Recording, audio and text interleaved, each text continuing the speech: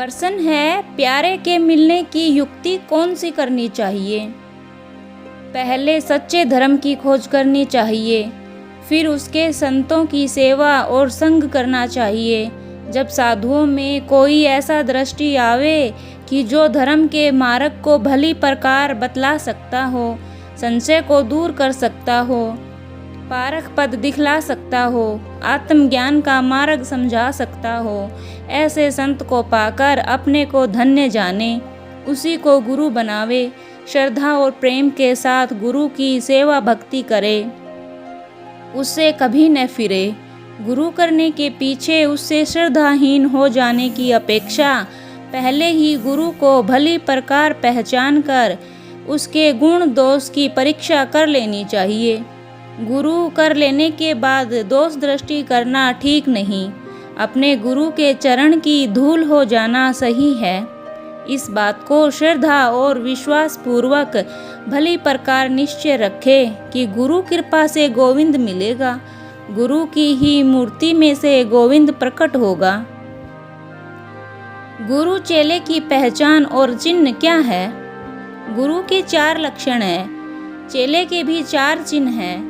गुरु के 4 चिन्ह यह है कि पूर्ण भक्ति से संपन्न हो, अपने धर्म ग्रंथ तथा शास्त्र और वेदों के आश्रय को समझने वाला हो, समदृष्टि अर्थात ईश्वर को सब में व्यापक देखने वाला हो, चेले को ईश्वर से मिलाने और भक्ति में लगा देने और उसकी शंकाओं के दूर करने की शक्ति रखता हो, जिसके अंतःकरण में विषय वासना से उपरामता आ गई हो, अपने मन को वश कर लिया हो, अपने जीवों के कल्याण की चिंता हो, परोपकारी हो, वेद शास्त्र के आश्रय को खूब समझता हो, दूसरों को समझ सकता हो, वही गुरु पद का अधिकारी है। ऐसे विद्वान सत्य असत्य को भली प्रकार समझते हैं, अपने स्वरूप के ज्ञान को संशय रहित धारण करते हैं। वे जानते हैं कि समस्त संसार मेरा ही रूप है, दूसरा कोई नहीं है। आत्मा को छोड़ कभी उनके द्वैत दृष्टि नहीं होती।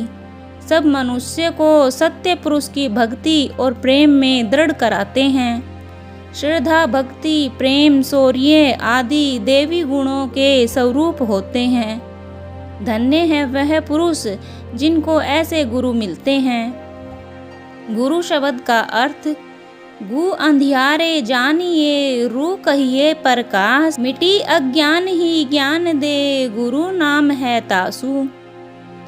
गु शब्द का अर्थ है अंधकार अर्थात अज्ञान, रू का अर्थ है प्रकाश अर्थात ज्ञान। तात्पर्य यह है कि अंधकार रूप अज्ञान को नष्ट करके हृदय में ज्ञान रूप प्रकाश को प्रकट करे, वह गुरु कहलाता है। गुरु के सब गुणों में श्रेष्ठ गुण शिष्य को ईश्वर परायण कर देता है। चेले के लक्षण इस प्रकार हैं, अहंकार का त्याग कर देना, विषय वासना से रहित होना, तन मन धन से गुरु की सेवा करना, गुरु के वचन पर पूर्ण श्रद्धा विश्वास रखना। इन चारों गुणों में से 2 गुण गुरु की सेवा और गुरु पर विश्वास अति आवश्यक है। जिसमें यह 2 गुण हो उसमें शेष के 2 गुण भी आ जाएंगे। गुरु की सेवा और गुरु का विश्वास, यह 2 गुण भक्ति और मुक्ति के चिन्ह हैं। यदि यह 2 गुण ना हो तो शिष्य अवश्य काल के गाल में जावेगा एवं उनका आवागमन से छूटना दुर्लभ हो जावेगा। सर्वकाल में गुरु की स्तुति करना उचित है। गुरु से विमुखता नरक का मार्ग है। जो कोई गुरु से विमुख हुआ उसका ज्ञान विचार सब नष्ट हो जाता है, वह काल का आखेट हुआ है। इसी पर एक दृष्टांत है। किसी समय एक बाजीगर कहीं कौतुक दिखला रहा था। उसी बीच उसने यह कौतुक दिखलाया कि 3 छुरे परस्पर एक ही समय में ऊपर से फेंकता उसे हाथों से पकड़ता था। यह देखकर एक चरवाहे ने कहा कि तू तो हाथों से पकड़ता है, मैं इनको दांतों से पकड़ सकता हूँ। बाजीगर ने कहा, तू अपनी कला दिखला।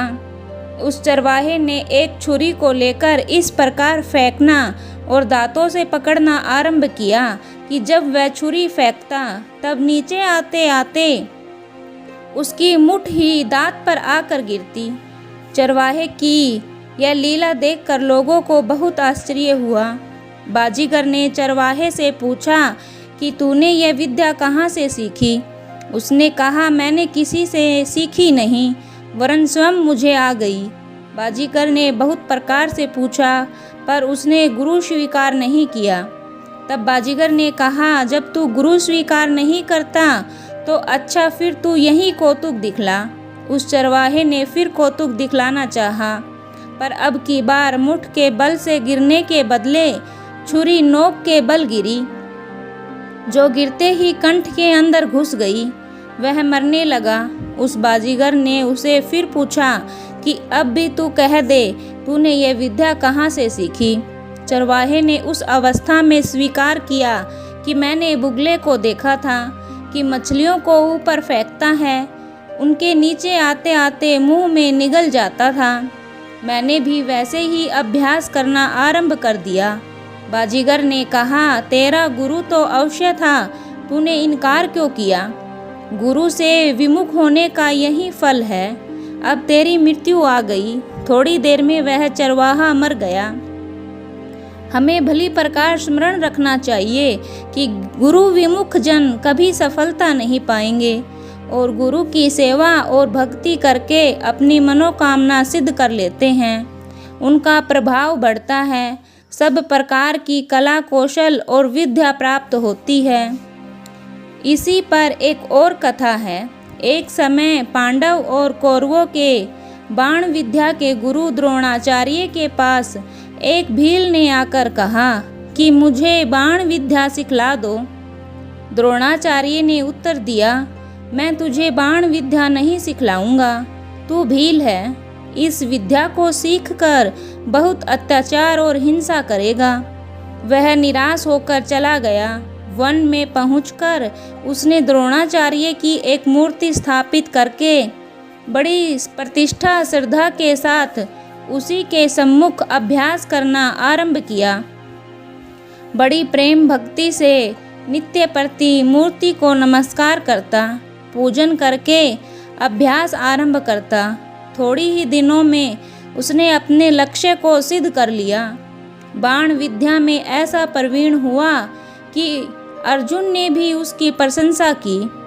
गुरु की मिट्टी की ही मूर्ति में पूर्ण विश्वास किया।